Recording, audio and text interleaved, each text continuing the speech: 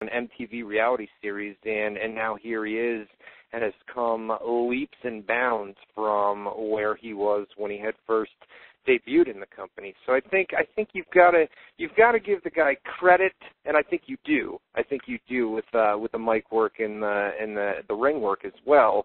It'll just be interesting to see what they do with him after the Cena feud is over, which is probably pretty soon, especially with Judgment Day this Sunday. And what's up with Cena? Gets a beat down last week by the Big Show, right? And then comes out, right? Well, you got at the Backlash pay-per-view, we had the Big Show put him through that big glass light, and then you had him come out the following week on Raw where he limped out and could barely move, right? And then you had the Big Show come and destroy him again. So you would think that this guy is done, right? This guy can barely move, and then it just shows you how often things change. You know what I mean? Well, you've got Shawn out and you've got Triple H out. I mean, that's two major names. Think about it. If you had Cena, Triple H, and Shawn all on the Raw brand out at the same time, you know what I mean? And I think they felt that, we've got to have at least Cena, whether he wrestles or not, we've got to have him make appearances on this show, especially with Shawn and Triple H out. I mean, that's three of your biggest names on Raw that would have been out at the same time. You know what I mean? I don't think they want to. I don't think you want to take that many top talents out at one time. So I think some things with the Cena storyline, because it seemed to me like they were gonna do a major injury angle with him, keep him off TV for a few weeks, and then bring him back maybe at the Judgment Day pay-per-view. And they kept him on TV for the past 3 weeks, ever since Backlash. There was never, I don't think there was ever 1 week off. He was there every single week. So it seems to me that, they wanted to do the injury angle, and then maybe second thought it and said, we'll go with it. And then last night they had him come out and acted like, nothing had happened. It's interesting because you're absolutely right. I mean, they're left with no H, and it's all storyline related, of course. And injury related is the HBK. So you lose two big guys there, and you can maybe build the excuse that one of the reasons why the ratings has been flat is because you don't have the McMahons on TV, you don't have H on TV, you have HBK. The reality is they know this. They know that they don't have these characters, and I think that they have come to terms realizing, you know what, we need to give these people some break and let some of the younger guys kind of take, like The Miz, kind of take a step up and see what they can do if they can bring some interest onto TV and to see. I mean, I know sometimes, we get our hands on the quarterly ratings report, and it's always interesting to see who does what. And Dave Meltzer on the Wrestling Observer does an excellent job of analyzing that stuff. Shane comes up, he brings 800,000 people onto the TV, but if Kofi comes up, he loses 350,000. Those are not actual numbers. I'm just, using that as an example.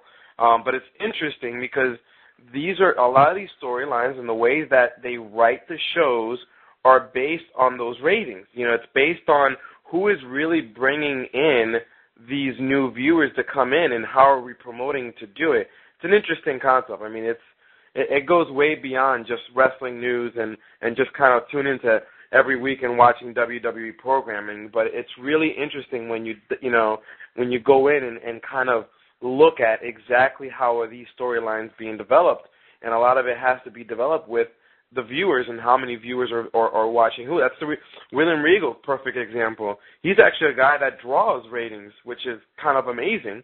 When I looked at the Wrestling Observer, I think it was 2 weeks ago, and Dave wrote something about like William Regal, when he comes on TV, people come and watch him. So it's an interesting thing. People are also, sometimes I look at those numbers and you can read into them what you will, but there's also people, I mean, if a baseball game goes to a commercial and somebody says, all right, I'm going to go back and forth to Monday Night Raw, and then they flip back and William Regal is on the screen. You know, I mean that adds to that as well. I mean, it's not people saying, "Oh my God, William Regal's on my TV screen. I've got to tune in right now." Well, of course not. But the reality is, numbers don't lie. You know, I mean, how many baseball games, how many commercials? I mean, the reality is, he's one of those guys that ratings increase. I mean, weird as it may sound, and I'm not saying, you know, you're watching Raw and you start texting all your friends saying that William Regal's on TV. Oh God, no doubt about it every week. You know, but it's interesting though. It's like you sit there and you say to yourself, man, all right, what is this guy doing that every time he comes on TV, the numbers come up? You know what I mean? I mean, maybe it could be the past segments that is drawing more people in, like Divas. Divas like one of the biggest things, you know. And it's the same thing on TNA. Awesome Kong, she's like one of the highest quarter ratings every single time that she comes on TV, which is crazy. That is nuts. Over on TNA, I'd like to see WWE's their quarter numbers. Usually we don't post them up on the website. Sometimes we do, but I'd like to see the weekly numbers. For TNA, we usually do it, and I see those numbers, and I mean, it's clearly evident that the TNA knockouts on a weekly basis draw some of the highest ratings on that show every Thursday night. You know what I mean? But I would like to take a bigger look at WWE's quarter hours. I should do that, and then put something on the websites here. And then or maybe we can just simply, you know, if we can get a hold of, you know, yesterday's show, and we can certainly discuss it. You know, we can discuss, because it's always, you know, unfortunately when it comes to the quarters, we normally don't see that until Wednesday or Thursday. If we get it, because technically it's a property of Nielsen's, and you're not technically supposed to, you know, tell, because it's all. I've got a login. I've got a Nielsen login. You actually have to kind of pay for that if you want to get ratings for every show. You have to get an account over there. I've got a login. Like you said, usually that the quarter numbers, the quarter breakdowns, where they do 9 to 9:15, 9:15 to 9:30, stuff like that. That usually doesn't come out for a few days later. Usually you'll get your first hour and you get your second hour on Tuesday, and then it's a few days later that they go back in and add the quarter numbers once they get all that stuff situated out. But we know last night's Raw got a 3.3. What'd you think of Monday Night Raw? What'd you think of Monday Night Raw last night, top to bottom, man? Honestly, I'm really getting tired of Randy Orton.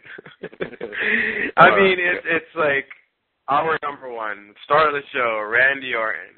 And then, of course, we have Tom and Jerry and friends running around with a stick trying to find Batista in the background. God, please. Like, you know. What's up? Listen, what's up with Vicky Guerrero coming out, right? What was it? 2 weeks ago, she comes out and she says, the basic gist of it is, at the end of the night, we were either going to have a 3-on-1 handicap match, or we were going to have a 2-on-2 match. And then last night she came out and she said, all right, I'm going to put Batista in a match with Rhodes and DiBiase. Now, if Batista wins, he gets Randy Orton 1-on-1. But if Rhodes and DiBiase win, they get to tag with Orton against Batista, so it would have been another 3-on-1. So it was either 1-on-1 or 3-on-1. I mean, what is, you know, just in the last couple of weeks, these matches, these stipulations that and you know why they do it. It's to keep people tuned in throughout the show. Well, actually, they did this match next, but then they did the segments throughout the show where basically people would get kidnapped or beat down by Batista, and you know, you thought it was going to be Randy Orton versus Batista as your main event, which it was for a little bit there until we had the interference. But nonetheless, I don't know, just these match stipulations for Raw, and Vicky Guerrero is just, it's like you need a scorecard now. I know, it's crazy. You need a scorecard to keep track, and then Vicky Guerrero is just. I mean, you can't really blame her, because, I mean, this is all coming from the guys from the back, but it's just, it's amazing, because you're right. It's like, okay, you know, last week was a little confusing, all right, you know, whoever won this and this, and 3-1, 4, 6, 8, 9, whatever. And then this week, it's like, you do it again. And I'm like, okay, exactly what you said. You're trying something different. You want to try something different? Bring back Spin the Wheel, Make the Deal. That's what I want to see coming back. Try something different.